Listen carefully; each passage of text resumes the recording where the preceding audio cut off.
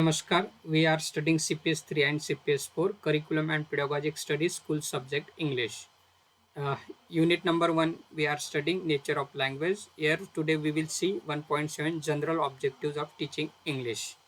So let's see the general objectives of teaching English.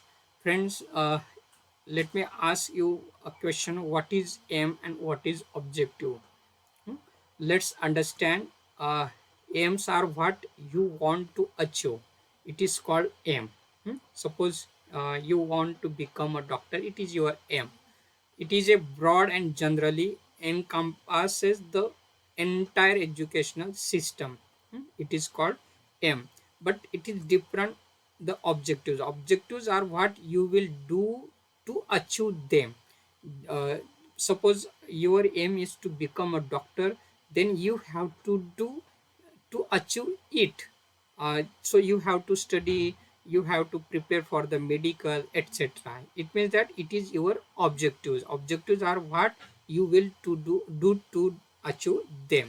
That is, it is more specific and accompanied by a time frame. Then objectives are action oriented for teacher and students. Okay, whatever you have a aim, you have to achieve it, then you must be in action.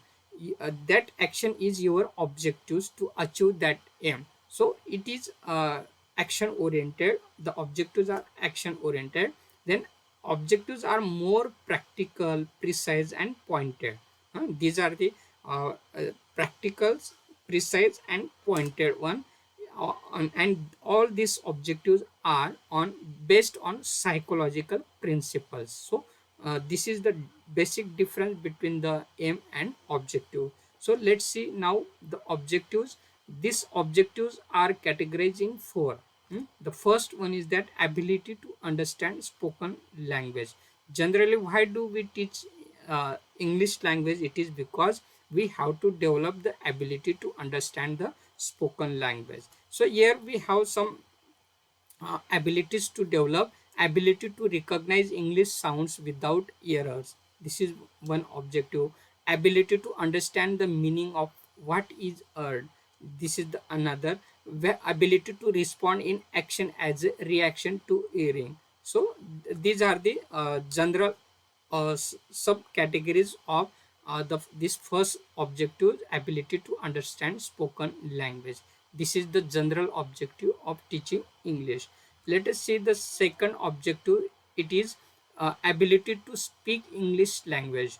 Here it means that the speaking skill.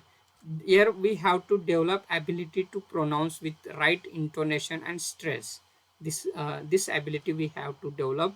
Ability to respond in speech as reaction to hearing. This is the another one. Ability to speak at normal speed.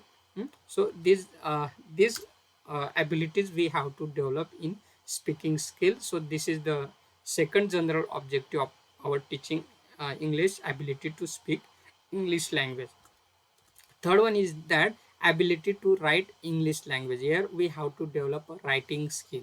Again we have developed ability to form letters, ability to spell words, ability to construct sentences, ability to write passages, ability to select right words for writing. So these are the abilities we have to develop in ability to write English language. So this is the third general objective of teaching English. Fourth one is that ability to read English language. So that is a reading skill. Here we have to develop the abilities such as ability to read simple prose, poetry, story, articles with comprehension. Then ability to read simple sentences with understanding. Ability to read aloud without losing the chain of thoughts. So these are the sub categories of the reading skill. So these are the four general objectives of teaching English. Yeah, we have discussed. So whatever I have prepared the presentation, I have took some references from this book. You also study them. Thank you very much.